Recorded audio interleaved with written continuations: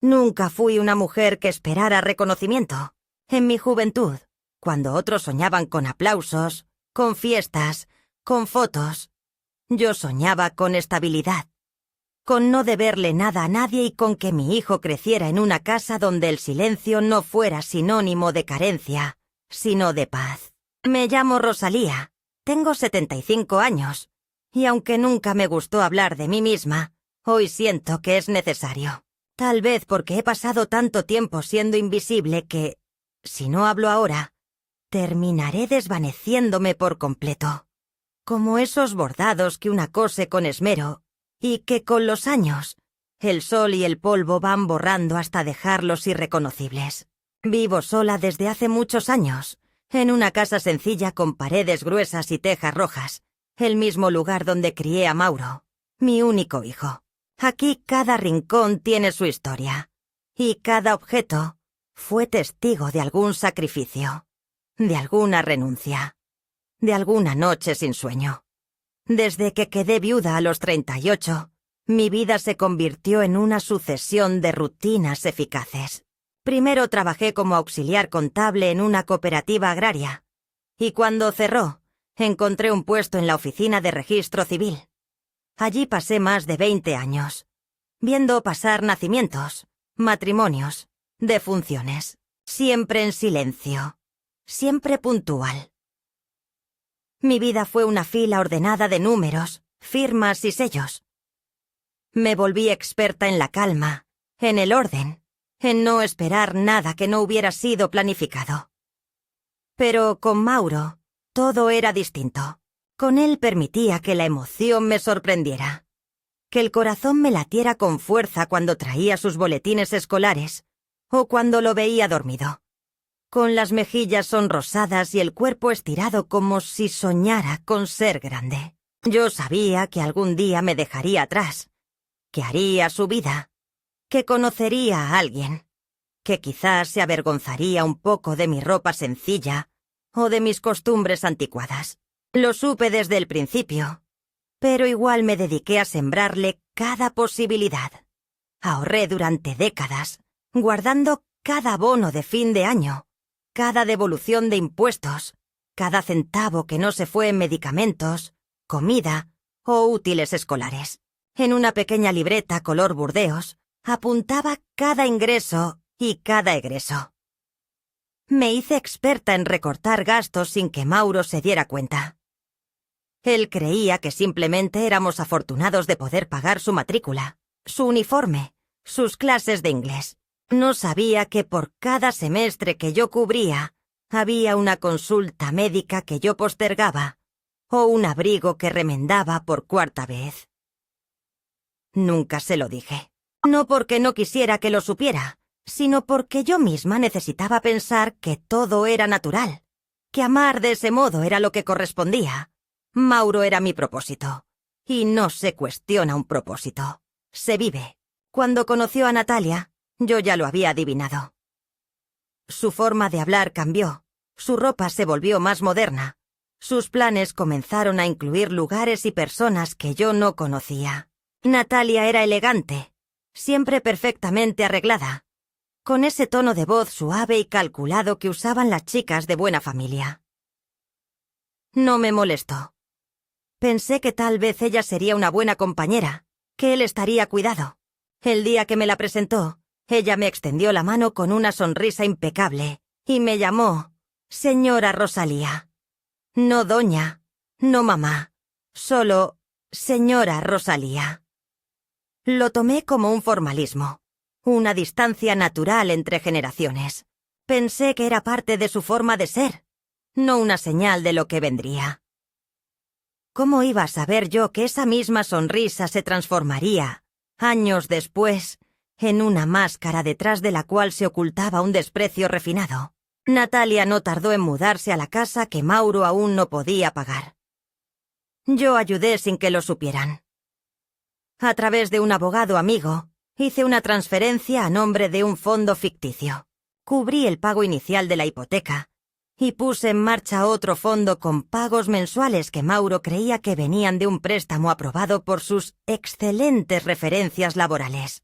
Cuando me preguntó si conocía a alguien que pudiera ayudar con los trámites, le recomendé a ese mismo abogado. Nunca preguntó por qué fue tan fácil, por qué los montos eran exactos, por qué todo salió tan rápido. No me importó. Me bastaba con verlo sonreír, con saber que sus preocupaciones estaban resueltas. A fin de cuentas, ¿no es eso lo que hacemos las madres? Cuidamos desde las sombras, sostenemos el techo mientras ellos creen que lo construyen solos. Me dije que era mejor así, que algún día lo entendería. Los años pasaron, y yo seguí ayudando como podía.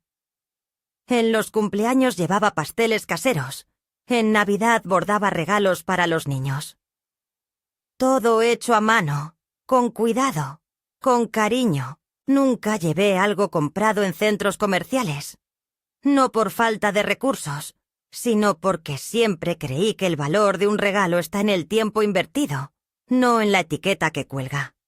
Mauro lo entendía de niño.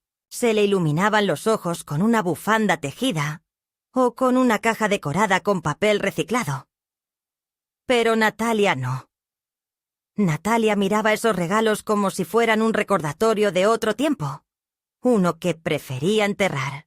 Decía que los niños no usaban ese tipo de cosas, que en su casa no hacía falta llenarse de manualidades.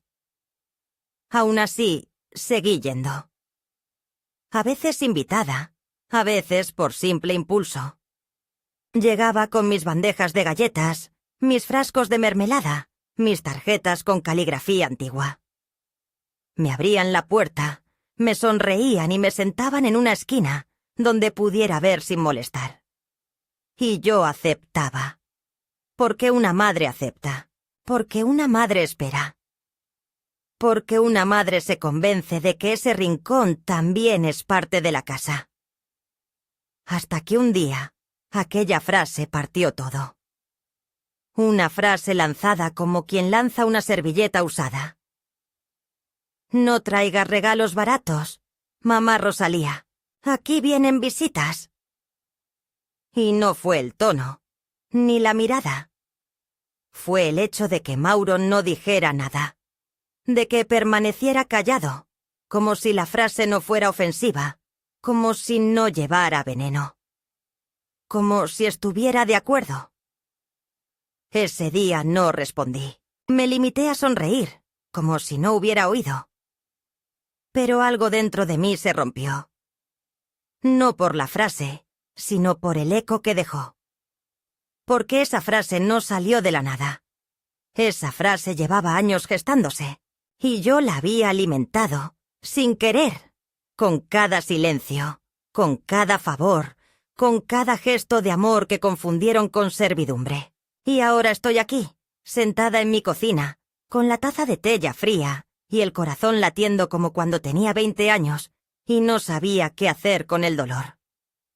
Solo que esta vez, sí sé, porque el tiempo me ha enseñado que el amor sin respeto es una forma lenta de desaparecer. Y yo ya no quiero desaparecer. Quiero contar esta historia. No por venganza. No por pena. Sino porque merezco ser recordada. Aunque sea por mí misma. El día que todo comenzó a cambiar no fue un día gris, ni uno particularmente triste, ni de esos que el cuerpo presiente como una señal. Al contrario, era uno de esos días de clima templado, en los que la brisa se cuela por las rendijas de las ventanas y parece que todo respira con más calma. Había horneado un pan dulce por la mañana, con ralladura de naranja y trocitos de nuez, como los que Mauro solía robarme cuando era chico, saliendo de la cocina con la excusa de que solo iba a mirar si estaba listo. Tenía una cita con la peluquera del barrio, a la que iba cada mes, solo para que me cortara las puntas y me hiciera sentir, por una hora, que yo también era visible, que alguien notaba cómo llevaba el cabello o cómo me vestía. Me puse mi vestido de lino celeste, el de las mangas amplias que tanto me gusta, y me colgué una medalla de San Benito. No por superstición, sino porque era el último recuerdo que tenía de mi madre. Había sido invitada a una cena especial en casa de Mauro y Natalia. La invitación llegó por WhatsApp, lo cual ya de por sí me pareció extraño. No porque no use el teléfono, sino porque en otras épocas Mauro llamaba. Me decía: «Mamá, te espero el jueves, hacete un lugarcito». Esta vez solo llegó un mensaje escueto de Natalia. «Este sábado haremos una cena importante. Estás invitada. 19:00. Sin niños. Será formal». No había emoticones, ni un «esperamos verte». Solo instrucciones. Lo leí 2 veces antes de responder con un «gracias. Allí estaré». Estaba segura de que Mauro no lo había escrito. O al menos me gustaba pensar que él no lo habría redactado con ese tono tan administrativo. Pasé la tarde preparando un pequeño obsequio. No me gusta llegar con las manos vacías, y menos a una cena en casa de mi hijo. Fui al armario donde guardo mis hilos y seleccioné una caja de madera donde había estado trabajando durante semanas. Era un conjunto de servilletas de lino bordadas con iniciales. Había puesto M y N en una tipografía antigua, con hilo dorado, cada una con un pequeño diseño floral diferente. Me llevó tiempo y vista, pero quedó delicado, como todo lo que se hace con cariño. Lo envolví en papel celofán y lo até con una cinta azul oscuro. Acompañé el paquete con una pequeña tarjeta que decía: «Para que la mesa también hable de ustedes. Llegué puntual. Siempre he sido puntual, incluso cuando la puntualidad pasó de moda». Natalia abrió la puerta con una sonrisa de cortesía. Iba vestida con un vestido de satén beige, ajustado a la cintura. Los labios pintados de un rojo discreto pero calculado. Me saludó con 2 besos que apenas rozaron el aire entre nuestras mejillas, y tomó el paquete sin mirarlo mucho. «Gracias, qué detalle», dijo, y lo colocó sobre una cómoda sin siquiera preguntar qué era. Luego miró hacia el interior de la casa, como apurada. «Están llegando los invitados. Pasa, por favor». Entré al salón, que estaba impecable. Las luces tenues, los centros de mesa con orquídeas, los cubiertos perfectamente alineados. Olía a madera pulida y perfume caro. En una esquina, Mauro conversaba con un grupo de personas que no conocía. Estaba más delgado, con el cabello peinado hacia atrás y una camisa blanca que le daba un aire de político joven. Me vio desde lejos y alzó una mano para saludarme, pero no se acercó. Natalia me indicó una silla en un rincón. «Siéntate ahí un momento, mamá Rosalía. Enseguida empezamos». Me quedé allí, con mi bolso en las rodillas, observando cómo se llenaba la sala. Todos eran rostros nuevos, todos vestidos con un mismo código invisible. Elegancia, contención, sonrisas exactas. Me sentí como una nota escrita a mano en medio de un documento mecanografiado. La cena comenzó poco después. Me asignaron un lugar en una mesa lateral, lejos del centro, con otras 2 señoras que hablaban entre ellas como si no notaran mi presencia. Me sirvieron una copa de vino y un plato que apenas toqué, no porque no tuviera hambre, sino porque algo en el ambiente me cerraba el estómago. Noté que Natalia circulaba entre las mesas como una anfitriona de gala, deteniéndose para comentar los detalles del menú o hablar del proveedor de los manteles. Mauro permanecía cerca del grupo de invitados principales, hablando de arquitectura, de inversiones, de su nuevo proyecto en el extranjero. Escuché mi nombre una vez, en una frase rápida que Natalia dijo riendo. La madre de Mauro es encantadora, muy tradicional, siempre con sus cosas caseras. La palabra caseras me supo a desdén. Entonces, sucedió. Lo que hasta ese momento era solo incomodidad, se convirtió en algo más concreto, más punzante. Un hombre que no conocía, alto, traje oscuro, sonrisa blanca, se acercó a Natalia con una copa en la mano y dijo en voz alta bromeando: ¿Y ese auto tan espectacular que sacaste?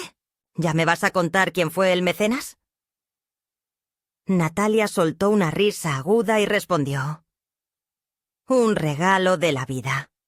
A veces, saber elegir pareja es suficiente. Mauro tiene buen gusto y buenos amigos bancarios. Todos rieron. Todos menos yo. Porque sabía que ese auto, ese Audi blanco que estacionaba cada semana frente a mi casa, con aires de victoria, fue pagado gracias a un préstamo que yo avalé con mi propiedad. Porque cuando Mauro tuvo problemas con su historial crediticio, fui yo quien firmó como garantía, y fui yo quien pagó la primera cuota. Él me dijo que no lo comentara con Natalia. No quiero que se sienta incómoda, había dicho. Yo acepté.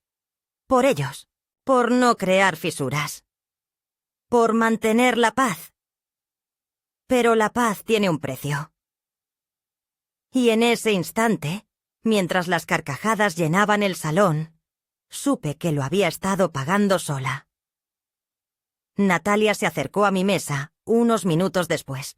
Se agachó un poco, fingiendo interés. ¿Estás bien, mamá Rosalía? ¿Te falta algo? Negué con la cabeza. Entonces vio el paquete sobre una repisa. Ah, esto es lo que trajiste, ¿verdad? Lo tomó y lo abrió delante de mí, con los movimientos precisos de quien sabe desenvolverse en sociedad. Observó las servilletas con un gesto neutro, casi aburrido. ¡Qué bonito! Aunque ya tenemos un juego de lino de mesón alar. Pero seguro para el desayuno servirán. Me sonrió y añadió, como al pasar: la próxima vez no hace falta que traigas cosas tan modestas. A veces, menos es más, ¿sabes? Lo importante es que vengas tú, sin preocuparte por los detalles. Aquí las cosas se hacen con cierto estilo. Luego se fue. La frase quedó suspendida en el aire. No traigas cosas modestas.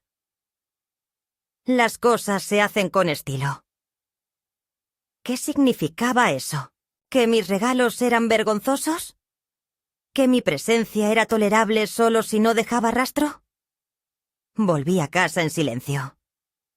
Ni Mauro ni Natalia se despidieron con afecto. Nadie me acompañó a la puerta.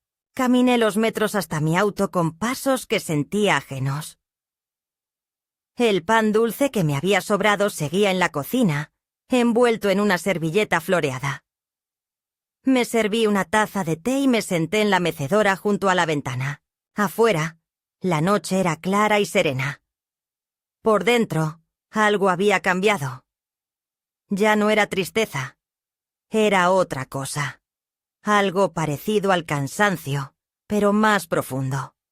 Una sensación de que estar despertando, de estar abriendo los ojos después de años de mirar con los de otros. Entendí, por fin, que el amor sin respeto es solo una forma de amordazarse a una misma. Y yo ya no quería ser silenciosa. Esa noche no dormí, y no fue por rabia ni por orgullo herido.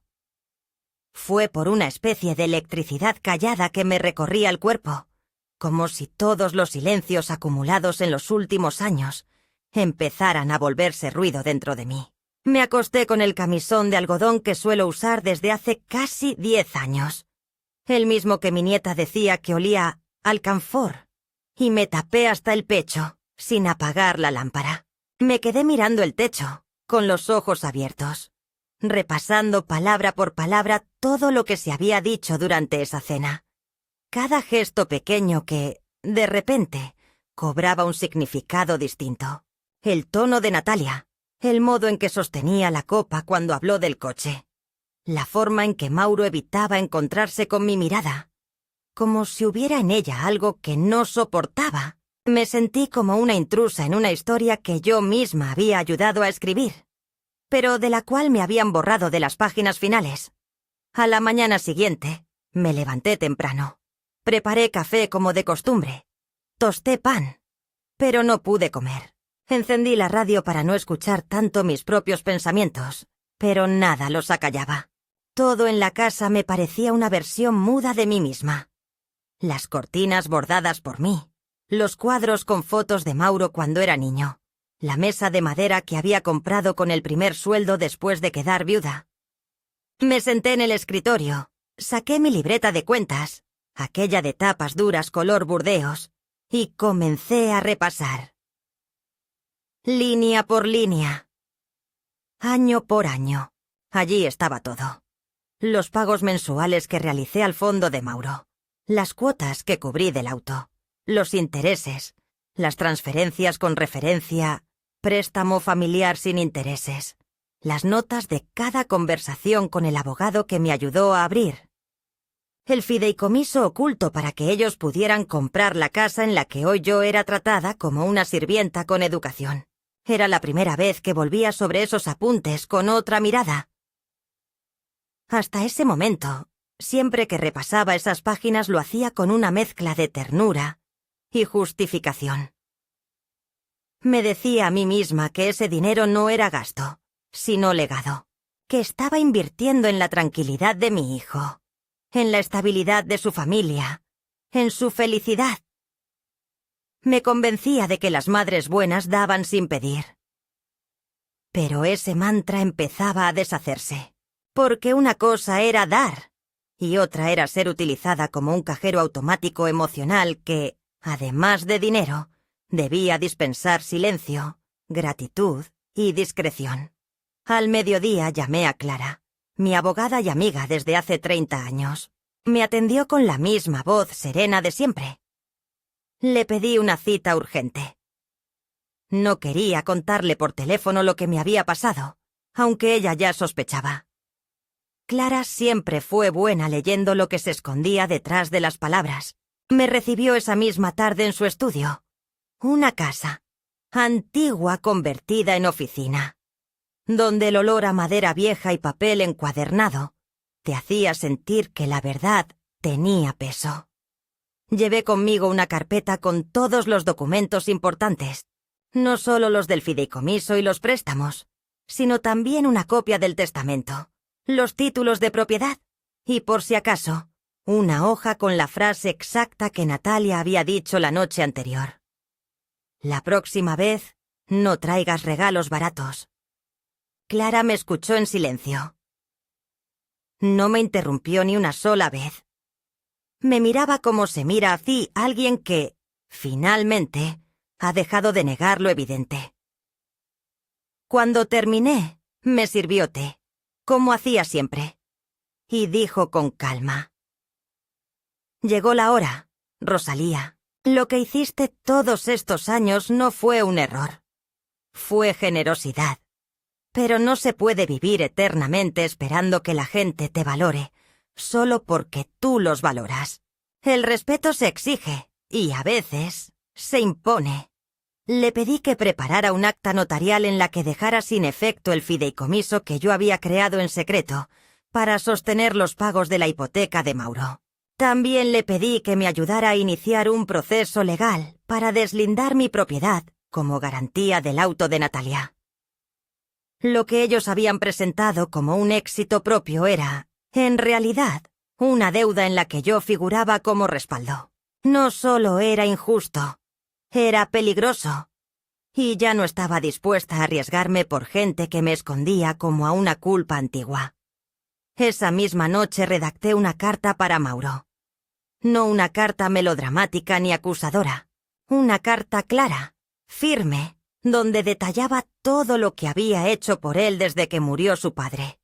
Desde los pañales que compré a crédito hasta la firma del aval bancario, que permitió que Natalia circulara por la ciudad, sintiéndose la reina del asfalto. Cada línea era una fotografía emocional. No incluí reproches, solo hechos. Y al final, una sola frase como cierre: «A partir de ahora, me retiro».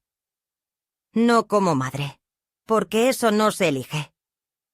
Pero sí como sostén invisible de una familia que ha decidido que mi presencia no encaja con su estilo. No firmé mamá, ni con cariño, ni afectuosamente. Firmé con mi nombre completo, Rosalía Figueroa de Luján. La mujer que había construido su propia vida con dignidad. No tuve respuesta.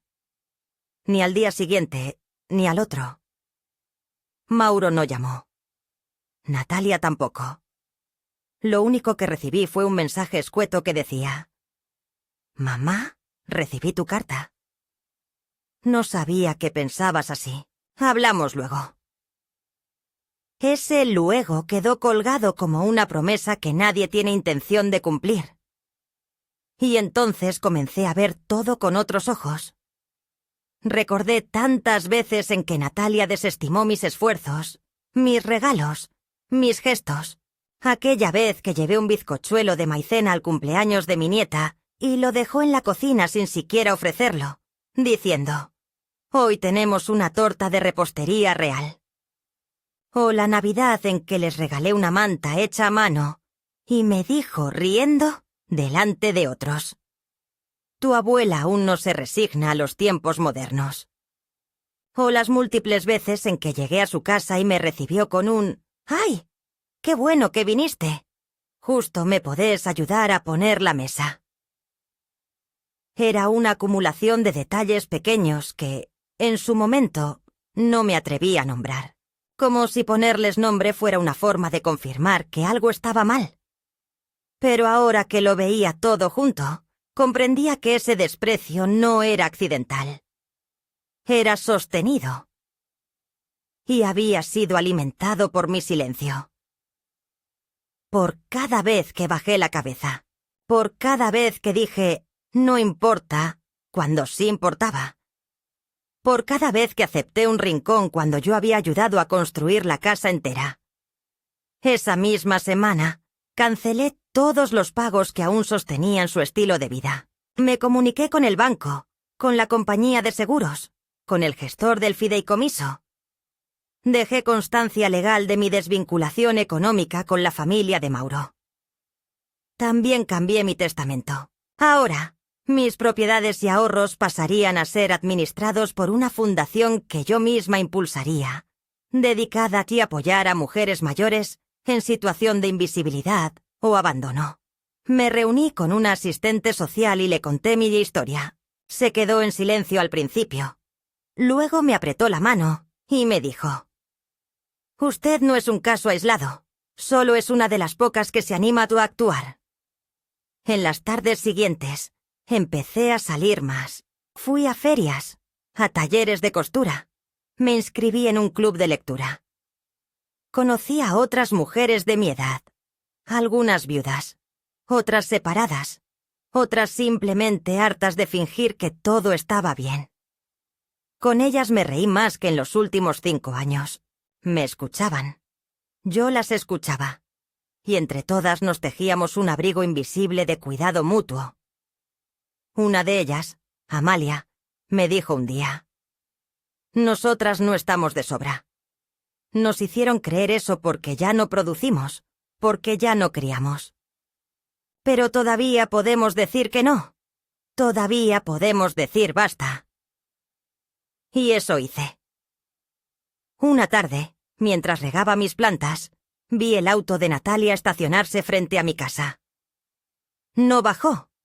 Solo se quedó dentro, mirando hacia la puerta. No toqué el timbre. No salí. No levanté la cortina. Solo me quedé en el pasillo, esperando que se fuera. Tardó 15 minutos. Luego arrancó, lentamente, como si esperara que yo apareciera. No lo hice. No porque no doliera. No porque no tuviera dudas, sino porque entendí que a veces el amor se convierte en una soga si no se afloja a tiempo. Y yo ya no estaba dispuesta a seguir atada a un silencio que me hacía pequeña. Por primera vez, estaba empezando a ocupar el lugar que durante décadas me negué. el centro de mi propia vida. La semana siguiente transcurrió en una calma inquietante, como esos días nublados en los que no se sabe si va a llover o si el cielo simplemente está cansado de brillar. Yo seguía con mi rutina. Me despertaba temprano, preparaba café, abría las ventanas para ventilar la casa, alimentaba a mis gatas y regaba las plantas con la delicadeza de quien sabe que ese pequeño gesto, repetido, es una forma de permanecer. Pero algo dentro de mí había cambiado, y no era rabia ni despecho. Era otra cosa, una sensación honda de claridad, como si de pronto pudiera ver mi vida no desde dentro, sino desde lejos, desde arriba, como si al tomar distancia también pudiera entenderme mejor. Fue en ese estado de reflexión que un recuerdo empezó a visitarme con insistencia, sin que yo lo invocara, sin aviso previo, como lo hacen las memorias que duelen más de lo que uno reconoce. Me vi a mí misma con 39 años, sentada en la oficina de seguros, con un bebé dormido en un cochecito, firmando los papeles de la póliza de vida de mi difunto esposo. El único bien que nos dejó. Recuerdo cómo temblaban mis manos, no por miedo al dinero, sino por el vértigo de asumir sola una vida entera. Me acuerdo de haber pensado que Mauro era lo único real que tenía, que todo lo demás, trabajo, duelo, rutina, era un decorado que podía desmoronarse en cualquier momento. Pero él no.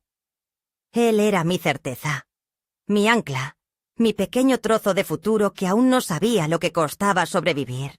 Esa memoria se cruzó con otra más reciente. La imagen de Mauro hablando con sus amigos durante aquella cena, luciendo su camisa impecable, sus zapatos importados, y diciendo con una naturalidad casi ofensiva que el éxito era producto del esfuerzo y la planificación. Y supe, de golpe, que lo que más dolía no era la frase de Natalia ni la ausencia de afecto, sino esa negación activa, esa decisión consciente de borrar mis huellas. No era olvido. Era reescritura. Me habían convertido en un pie de página incómodo, en un recuerdo vergonzoso que no encajaba en la narrativa elegante que habían construido para sí mismos. Y eso sí que no lo podía aceptar. Esa noche no cené. Me senté en la mecedora con una copa de vino, el mismo que había guardado para una ocasión especial que nunca llegó. Y tomé una decisión.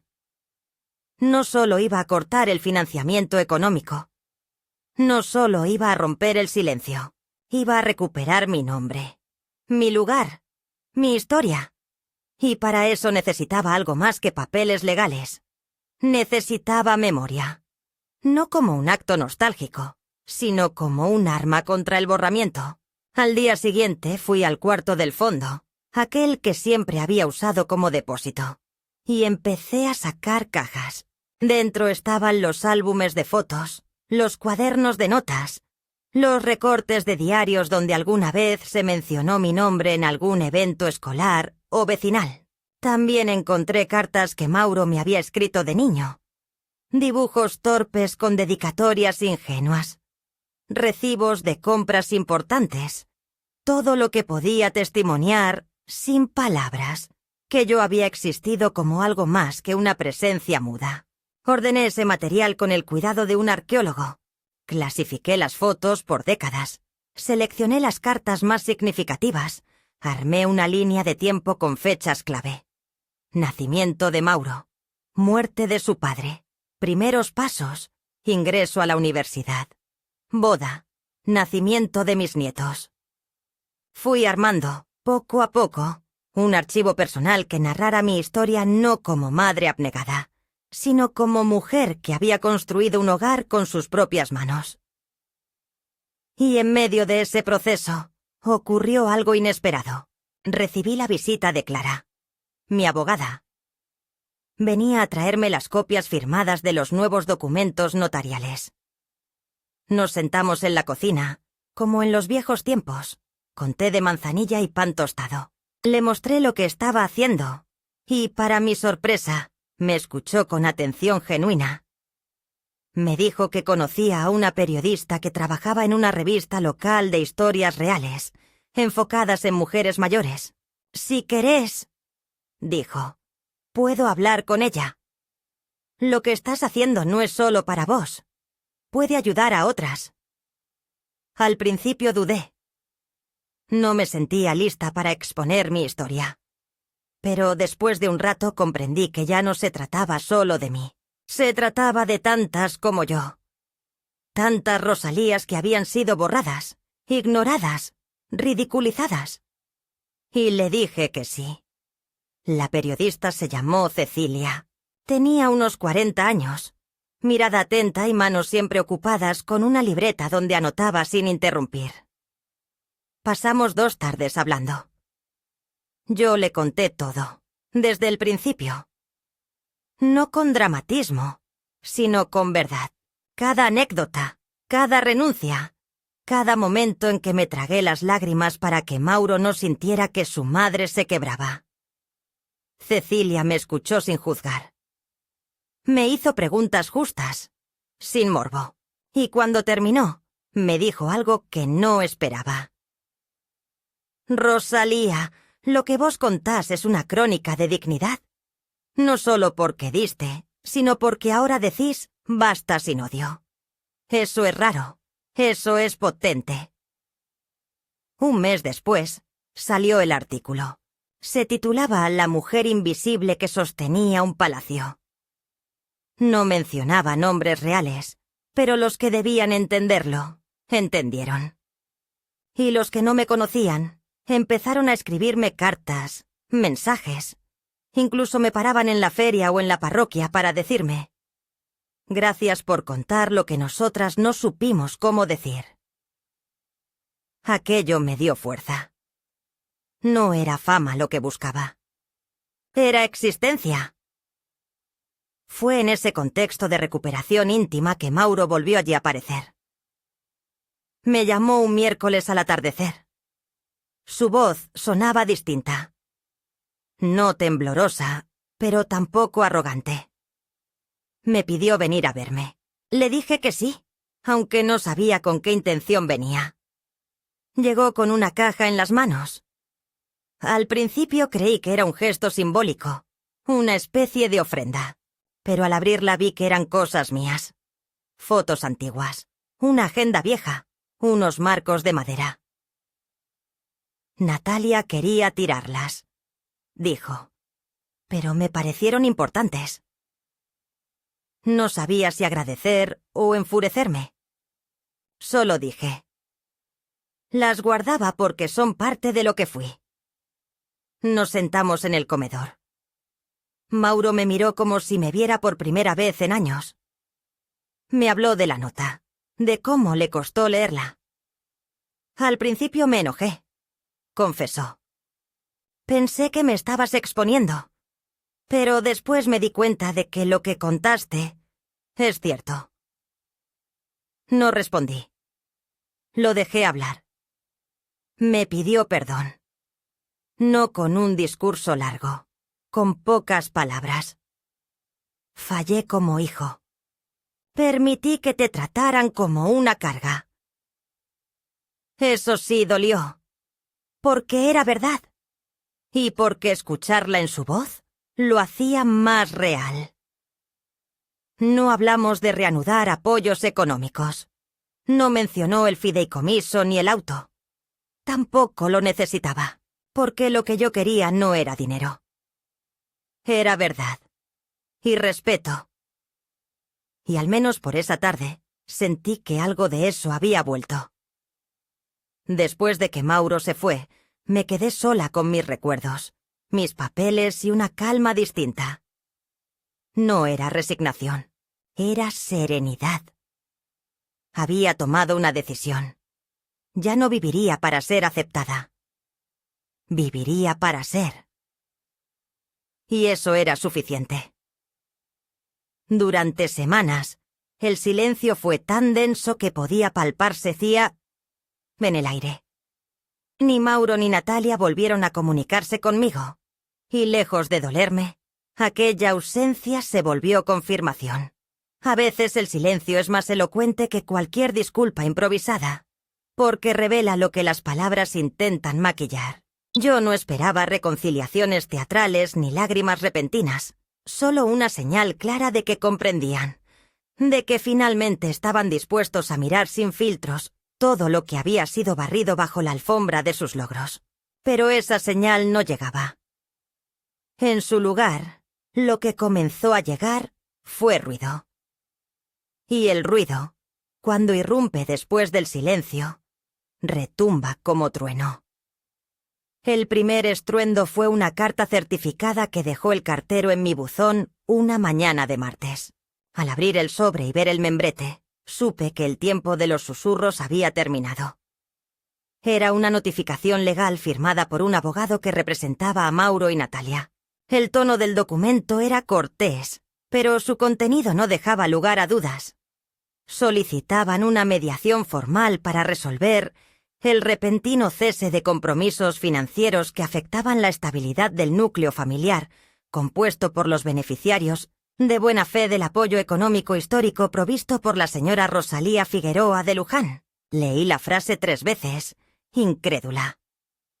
Me estaban reclamando legalmente por no seguir pagando lo que ellos siempre fingieron que no sabían que yo pagaba. Clara, mi abogada, apenas leyó la carta.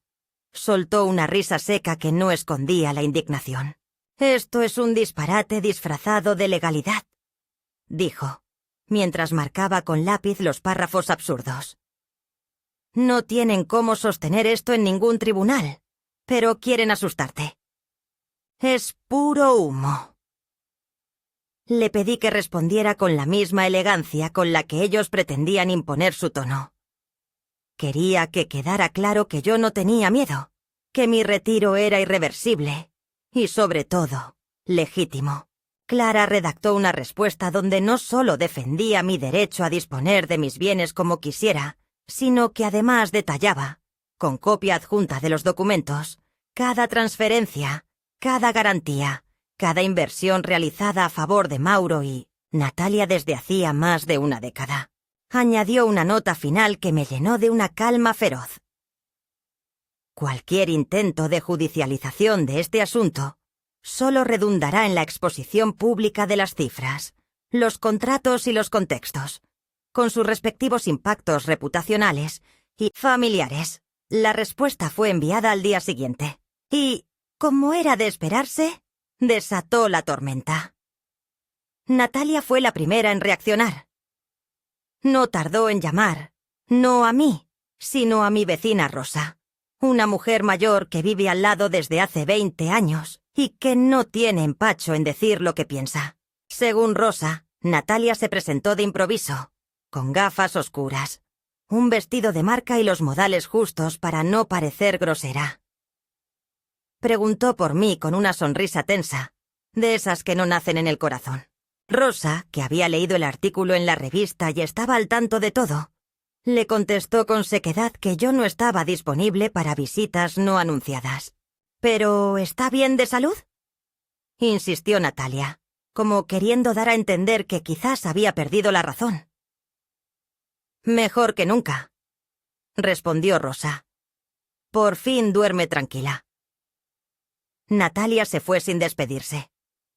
Esa misma noche, Mauro llamó, no con la voz serena que usó en nuestra última conversación, sino con el tono nervioso y entrecortado de quien empieza a sentir que el suelo bajo sus pies se resquebraja. Quería que nos viéramos. «Tenemos que hablar en persona», dijo. Le propuse que viniera a casa. Quería que se sentara frente a mí, sin testigos, sin pretextos. Aceptó. Llegó puntual, vestido de manera menos impecable que otras veces, con el rostro más pálido de lo habitual. No traía flores, ni cajas, ni intenciones visibles. Solo traía prisa. Nos sentamos en la mesa del comedor. Por un instante, me pareció ver al niño que solía buscar mi mano cuando algo lo inquietaba. Pero ese niño ya no existía, y la mujer que lo crió tampoco era la misma. Mauro empezó con rodeos. Habló de malentendidos, de falta de comunicación, de lo difícil que había sido lidiar con las repercusiones del artículo. Le dije que no venía al caso. No escribí para lastimar, escribí para existir. Entonces cambió de tono. Pasó de la confusión a la acusación. Me preguntó por qué no le había advertido que iba a cortar los pagos. ¿Por qué había decidido dejar de sostenerlos de un día para otro? Le expliqué que no fue de un día para otro. Que durante años les di todo sin condiciones, sin pedir nada, y que no podía seguir siendo una sombra en su vida mientras él me exigía luz económica. Me miró como si no me entendiera. ¿Y qué se supone que hagamos ahora?, dijo. ¿Perder la casa? ¿Vender el auto? Le respondí que eso no era asunto mío, que quizás ahora era el momento de que ellos también aprendieran el valor de las cosas, no solo su precio. La conversación terminó con un silencio áspero. Mauro se levantó sin abrazarme. Antes de irse, se volvió y dijo algo que aún me resuena. Natalia siente que la estás atacando. Dice que te volviste contra nosotros. Le contesté. No me volví contra nadie. Me volví hacia mí misma. Por primera vez. Después de eso, el conflicto tomó otra forma. No hubo más cartas, ni llamados. Pero el eco se extendió. Algunas personas del entorno de Mauro, que alguna vez me saludaban con afecto, comenzaron a ignorarme en la calle. Otras, en cambio, me dieron palmadas en la espalda o me escribieron notas anónimas con frases de aliento. Una mujer del club de lectura me confesó que había cortado la relación con su hija por motivos similares, pero que nunca se había atrevido a decirlo en voz alta. Mi historia, sin quererlo, se había vuelto espejo. Y entonces ocurrió lo más inesperado. Una tarde, mientras ordenaba el jardín, apareció mi nieta mayor, Lucía. Tenía 17 años, los ojos grandes de su padre y la misma postura orgullosa de su madre. Venía sola, sin aviso. Me abrazó sin palabras. Luego, ya en la cocina, mientras compartíamos una infusión, me dijo que había leído todo. No lo creí al principio, pero después encontré papeles en casa, documentos. Todo estaba ahí. Mamá los guardaba en una carpeta. Me contó que se había peleado con Natalia, que le había dicho que no podía seguir fingiendo, que su abuela no era una anciana extravagante con ideas pasadas de moda, sino la raíz de su historia. Me quedé muda. Solo atiné a acariciarle el cabello, como cuando era niña. Lucía empezó a visitarme cada semana. Me ayudaba en el jardín, me traía libros, me enseñaba a usar mejor el teléfono. Con ella, la casa volvió a tener risas. Me hablaba de sus planes, de sus dudas, de lo que pensaba estudiar. Yo la escuchaba con una mezcla de ternura y asombro. No porque no supiera que tenía inteligencia, sino porque no imaginaba que tuviera tanta valentía. Poco a poco, el centro de mi vida se fue corriendo. Ya no giraba en torno a lo que había perdido, sino a lo que estaba construyendo. Tenía nuevos vínculos, nuevas rutinas, nuevas certezas. La herida seguía ahí, pero había dejado de supurar. Ahora cicatrizaba. Y así, cuando creí que nada más podía sorprenderme, llegó una invitación. De una asociación cultural del municipio. Querían que contara mi historia en una jornada dedicada a mujeres mayores que habían vivido procesos de invisibilización. Dudé. Me dio miedo. Pero Lucía me dijo: si vos hablás, otras se van a animar. Y eso bastó. La noche del evento me paré frente a un público pequeño pero atento. Conté lo que había pasado no como una víctima, sino como una mujer que había recuperado su voz. Cuando terminé, hubo aplausos. No eran estruendosos. Eran honestos. Después se me acercaron otras mujeres. Me contaron sus propias historias. Algunas lloraban. Una me abrazó fuerte y dijo: «Yo también me llamo Rosalía». Y ahí lo supe. Que esta lucha, esta decisión, este dolor, no era solo mío. Era de todas. El día que Mauro y Natalia volvieron a aparecer juntos fue un domingo templado, de esos que huelen a lavanda seca y pan recién horneado, cuando la quietud del fin de semana invita a pensar que todo puede estar bien por unas horas. Pero yo ya no era la mujer que esperaba reconciliaciones envueltas en frases amables y fingidas sonrisas. Sabía que su visita no era por nostalgia, ni por verdadero deseo de reparar. Lo supe apenas vi sus siluetas detenidas frente a mi portón, con ese modo medido de acercarse como quien calcula cada paso, no por respeto, sino por estrategia. Se bajaron del auto, el mismo Audi que aún me dolía mirar, no por su brillo, sino por todo lo que simbolizaba. Una mentira sostenida por mi generosidad. Me habían llamado la noche anterior, sin rodeos ni excusas. Mauro dijo que querían hablar conmigo, en buenos términos, como si la cortesía bastara para corregir años de silencios y omisiones. Les respondí que podían venir, pero que no esperaba disculpas vacías. «Vengan sabiendo que ya no soy la misma», les dije. Y colgué. No por rudeza, sino porque había aprendido que la dignidad no siempre necesita explicaciones. Los esperé sentada en el comedor, la mesa puesta con 2 tazas más de las habituales y una jarra de agua con rodajas de limón. No porque quisiera agasajarlos, sino porque no sabía recibir de otra manera. Cuando cruzaron la puerta, noté cómo Mauro evitaba mirar los marcos de fotos que ahora adornaban la entrada. En ellos estaban imágenes que había recuperado de viejas cajas, ampliadas, enmarcadas, colgadas con orgullo. Yo con mi uniforme de contadora en los años 80. Yo cargando a Mauro con apenas 1 año. Yo recibiendo un reconocimiento municipal por mi labor en la comunidad. Eran mi forma silenciosa de recordarles que existí antes de ser abuela. Antes de ser la mujer que ellos quisieron esconder detrás de un delantal y una bandeja de empanadas. Natalia entró con la sonrisa firme, esa que aprendió en cursos de etiqueta y que usa como escudo. Vestía un traje beige entallado y tacones bajos, su cabello recogido con esmero, como si hubiera venido a negociar una propiedad y no a enfrentar las consecuencias de sus actos. Mauro iba más sencillo, camisa celeste, sin corbata, el rostro más cansado que soberbio. Se sentaron frente a mí, y durante unos segundos nadie dijo nada.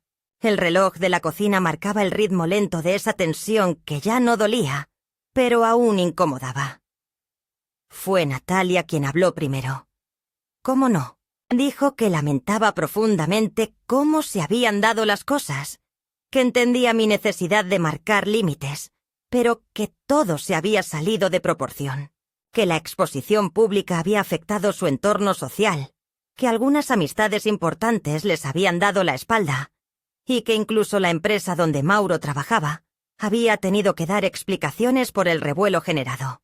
La escuché con atención, sin interrumpir. Hablaba como quien presenta un informe, no como quien asume una culpa. Cuando terminó, me miró como esperando una reacción, una fisura, un gesto que le indicara que aún tenía poder sobre mí. Entonces hablé yo. No con bronca, no con ironía. Con la firmeza serena de quien ya no necesita que le crean para saber que dice la verdad. Les conté que todo lo que había hecho por ellos no lo hice por obligación, sino por amor, pero que ese amor había sido deformado, manipulado, utilizado como moneda de cambio para mantener una imagen social que me excluía. Les recordé cada gesto, cada ayuda, cada renuncia que había hecho en nombre de una familia que solo me quería como soporte, no como parte. Mauro bajó la mirada. Natalia apretó los labios, como si estuviera aguantando un impulso. Fue entonces cuando me dijeron lo que realmente venían a decir, que necesitaban ayuda, que habían cometido errores financieros, que la empresa de Mauro había reducido personal, que el negocio paralelo de Natalia no despegaba, que estaban a punto de perder la casa si no encontraban una solución inmediata. Me lo dijeron con palabras cuidadosas, como si temieran que la verdad los desnudara más de lo que ya estaban. Y luego vino la frase que selló el momento. Queríamos saber si podría restablecer el apoyo, aunque sea temporalmente. Me quedé en silencio un instante largo. No porque dudara, sino porque quería saborear ese momento. No por venganza, sino por justicia. Miré a Mauro a los ojos, y por primera vez vi miedo. No miedo de mí, sino de lo que significaba reconocer que la madre que había escondido ahora era la única capaz de sostenerlos. Entonces hablé. Les dije que no. No con enojo. No con desprecio. Con calma. Con piedad incluso. Pero no, les dije que había pasado toda una vida creyendo que dar sin medida era la forma de demostrar amor, y que me equivoqué. Que ahora entendía que el amor real también pone límites, que protege no solo al otro, sino a una misma. Natalia intentó replicar. Habló de familia, de valores, de segundas oportunidades. Mauro murmuró que no querían imponer, solo pedir. Les dije que valoraba su valentía al venir, pero que no podía seguir alimentando una estructura construida sobre la negación de mi existencia. Este ciclo se cerró, dije. No tengo odio, pero tampoco deuda. Se levantaron lentamente. Natalia recogió su cartera con gesto crispado. Mauro, antes de salir, me tocó el brazo suavemente. Gracias por todo, mamá, dijo. Y por primera vez en años, me llamó mamá con sinceridad. No supliqué, no lloré. Solo lo miré con la tristeza de quien sabe que los lazos no se rompen siempre por odio, sino por cansancio. Los vi subir al auto, alejarse. No supe si volverían, pero eso ya no me dolía. Porque por primera vez, yo seguía entera. Cerré la puerta, volví a mi cocina, serví té para una. Y respiré. Profundo. Limpio. Mío. Han pasado ya varios meses desde aquella última conversación en mi cocina. Desde entonces, no he vuelto a ver a Mauro ni a Natalia. A veces, cuando el silencio se instala muy temprano en la tarde y el viento juega con las cortinas del comedor, me pregunto qué será de ellos, si lograron conservar la casa, si Natalia aún conduce aquel coche que tanto cuidaban, si Mauro ha encontrado otra forma de sostener a su familia que no pase por recurrir a mí. Pero esos pensamientos ya no me pesan como antes. No me atraviesan como una culpa. No me erosionan. Solo son ecos de una historia que terminó, como terminan algunas estaciones, con más despedidas que flores. Lucía sigue visitándome. Se ha vuelto una presencia constante. No como una hija sustituta, sino como alguien que eligió ver más allá del relato cómodo de su hogar. Con ella aprendí a usar nuevas aplicaciones en el teléfono. Retomé la lectura de novelas que dejé hace años y hasta nos anotamos juntas a un taller de escritura en la biblioteca municipal. Me cuesta encontrar las palabras correctas, pero Lucía me dice que no importa, que escribir es, antes que nada, recordar sin miedo.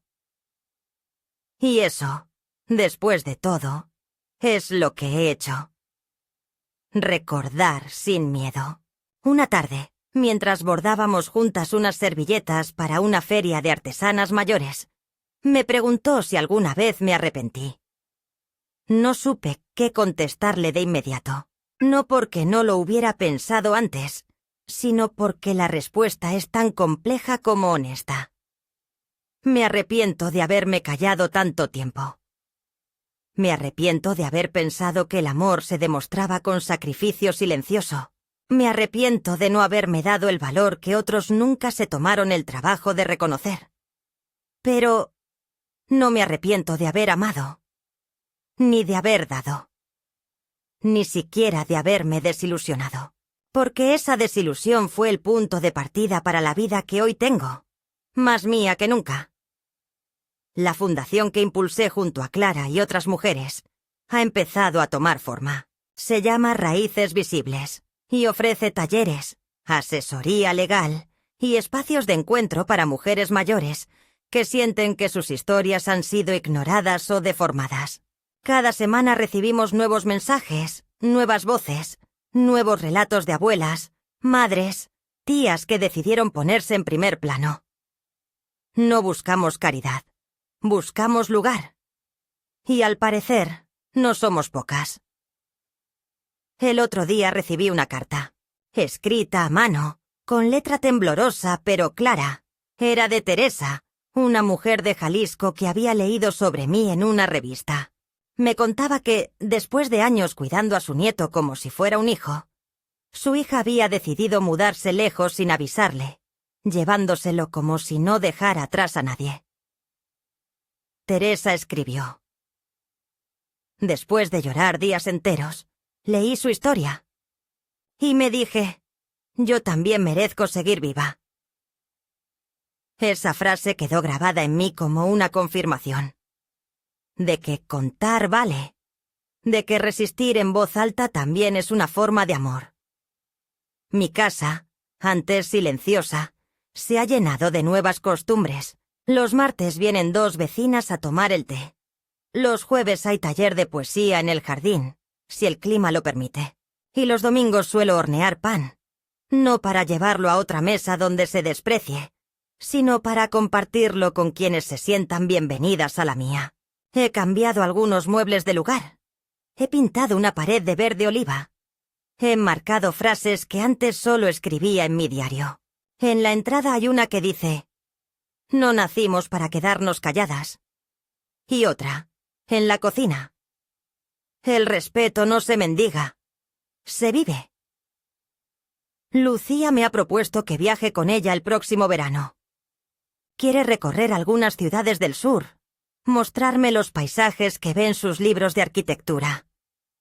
No sé si podré, no por salud, sino porque hay algo enraizado en mí que siempre me hizo pensar que los viajes eran para otros. Pero esta vez me lo estoy planteando. Quizás sea hora de ver con mis propios ojos todo lo que imaginé para los demás y nunca para mí. Y si alguna vez Mauro llama de nuevo, o aparece con una disculpa tardía, no lo rechazaré. Pero tampoco lo esperaré. He aprendido que el perdón no siempre requiere reconciliación. A veces basta con soltar el peso de lo que nunca llegó y seguir caminando con paso firme, sabiendo que la historia que una escribe para sí misma vale tanto como cualquier legado. Hoy, al cerrar los ojos, no siento tristeza. Siento la paz áspera pero real de quien vivió, cayó, se levantó y, sobre todo, decidió no desaparecer. No por ellos, por mí, porque al final, eso es lo que queda. Lo que una decide ser cuando ya no se debe a nadie. Y yo, por fin, me pertenezco. Por completo.